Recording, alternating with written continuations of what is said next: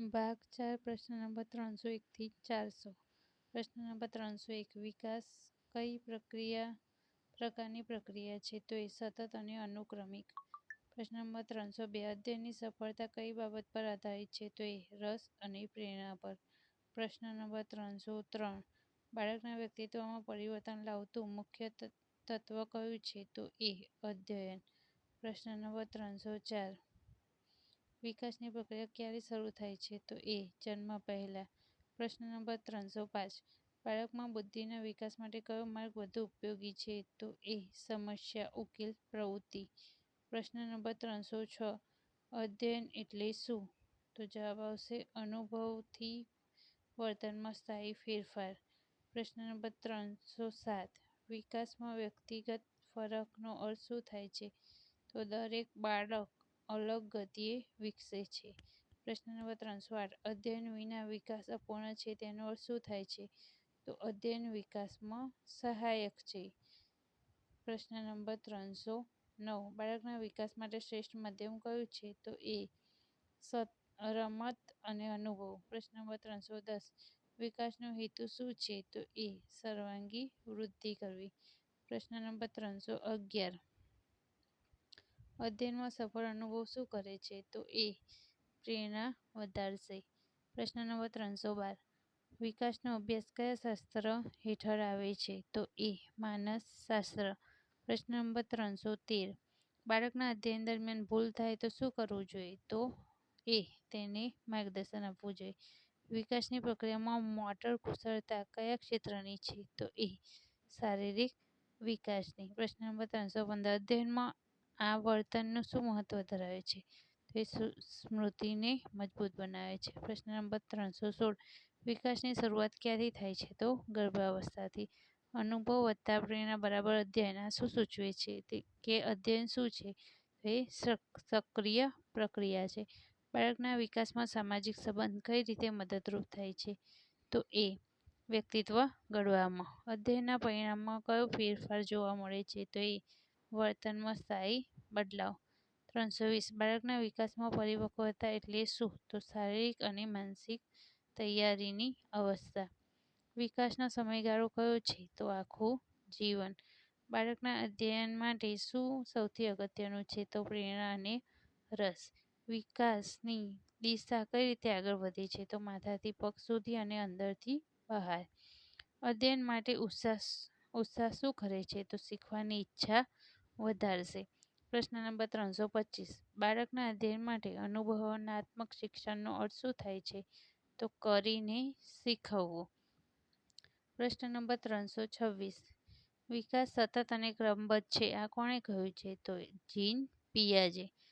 પ્રશ્ન નંબર 327 બાળકના વિકાસ માટે સૌથી અગત્યનો પરિબળ કયો છે? તો વારસો અને પર્યાવરણ. 328 અધ્યયનમાં ઉદાહરણ શું મદદ કરે છે? તો એ જવાબ એ શીખવું એટલે અનુભવના આધારે વર્તનમાં ફેરફાર. આ કોણે કહ્યું છે? તો એ હિલગાર્ડે. વિકાસનું પરિણામ શું છે? તો સર્વાંગી વૃદ્ધિ. બાળકના અધ્યયનમાં ભૂલનો અર્થ શું થાય છે? તો નવી શીખવાની તક. વિકાસ અને અધ્યયનનો અંતિમ હેતુ શું છે? તો જવાબ આવશે વ્યક્તિત્વ નિર્માણ.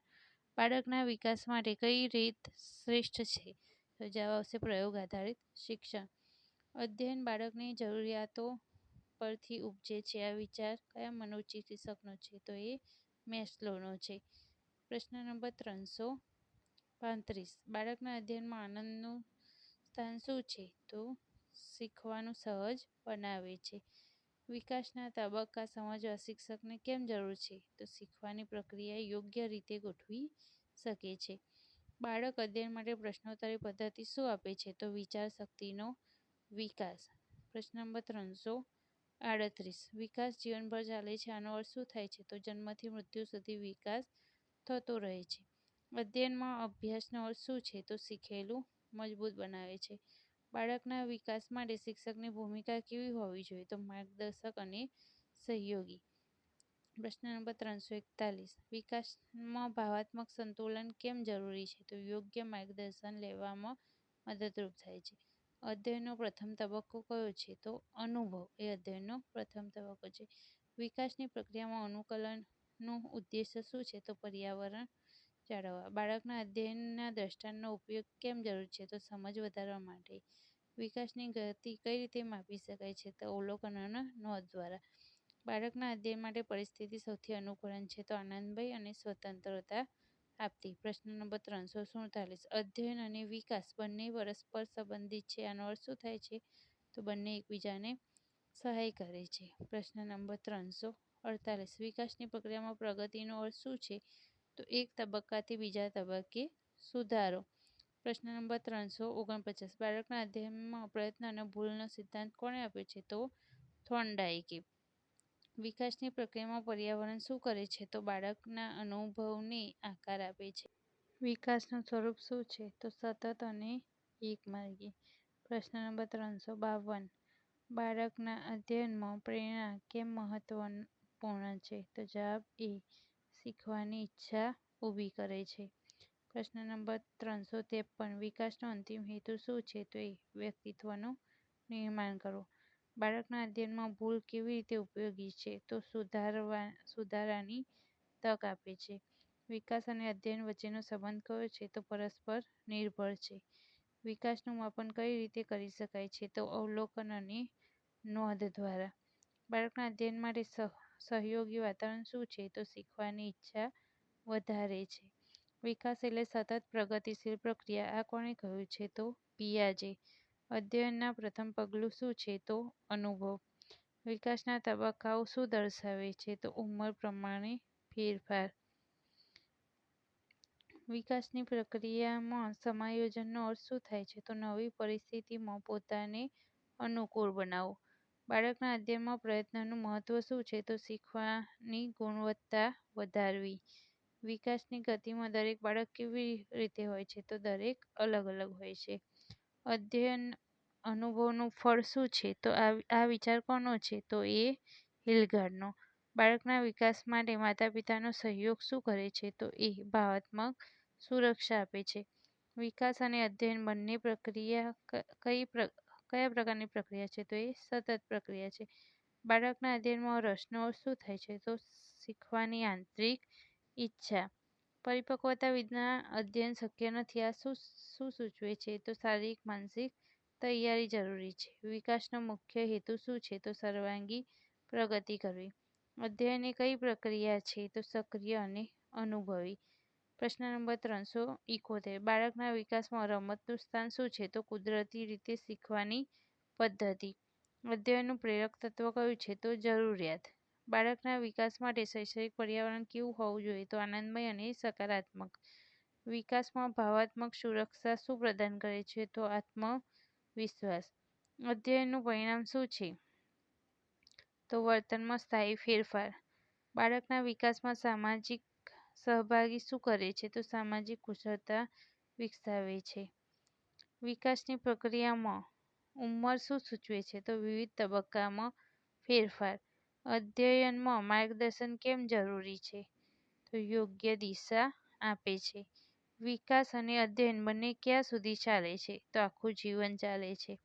અનુભવ વિના શીખવું અશક્ય છે. આ કોણે કહ્યું? તો આ હિલગાર્ડે કહ્યું.